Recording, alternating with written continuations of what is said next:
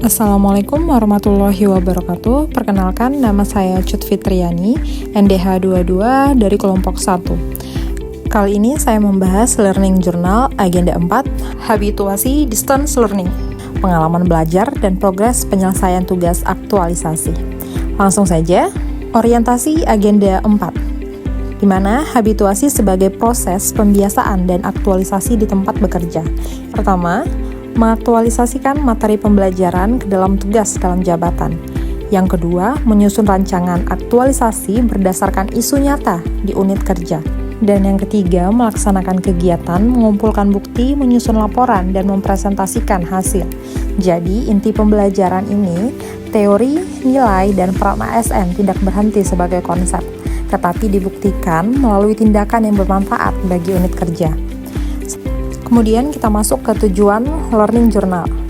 Jurnal digunakan untuk merekam proses belajar, bukan hanya hasil akhir saja, di mana saya mencatat, menuliskan hal penting yang dipahami selama distancing learning, kemudian mencatat perkembangan, menyusun rancangan aktualisasi, kemudian mengidentifikasi kendala, solusi, dan tindak lanjut, kemudian menjadi bahan untuk menyusun laporan serta presentasi aktualisasi nantinya.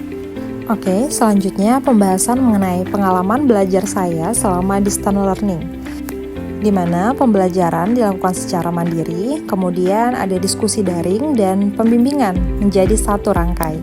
Selama agenda 4 secara distance learning, peserta belajar untuk lebih mandiri dan memahami materi, mengatur waktu, dan juga menyelesaikan tugas secara bertahap. Menghubungkan isu instansi dengan manajemen ASN, smart ASN, dan nilai berakhlak.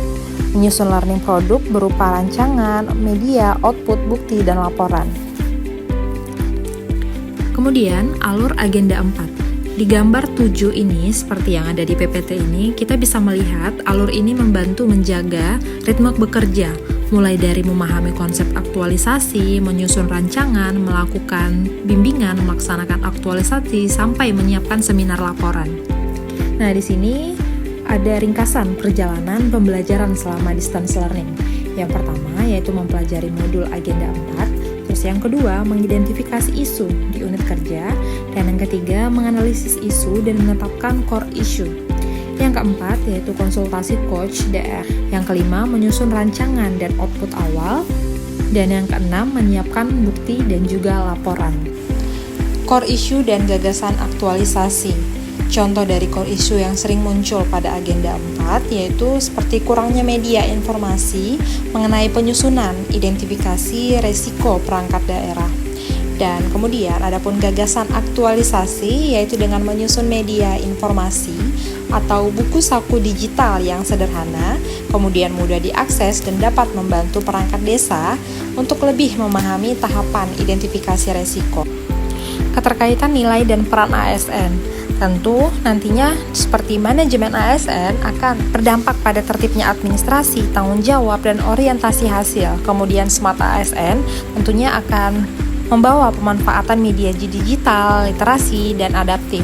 Berakhlak nantinya akan membuat ASN akuntabel, kompeten, adaptif, dan kolaboratif. Sedangkan organisasi yaitu meningkatkan kualitas layanan pengawasan kepada perangkat daerah. Tentu ada tantangan juga dalam pembelajaran jarak jauh, dan di sini juga ada strategi yang dapat kita terapkan, di mana tantangan itu bisa seperti keterbatasan waktu antara kantor dan juga tugas latsar, koordinasi jarak jauh, perlunya baca ulang agar tidak keluar dari konteks, dan juga bukti kegiatan harus dikumpulkan agar tidak tercecer. Kemudian strategi di sini yaitu tentu kita bisa membuat jadwal mingguan, mencatat hasil konsultasi menggunakan checklist progres dan folder bukti digital, kemudian melakukan revisi bertahap sesuai arahan coach.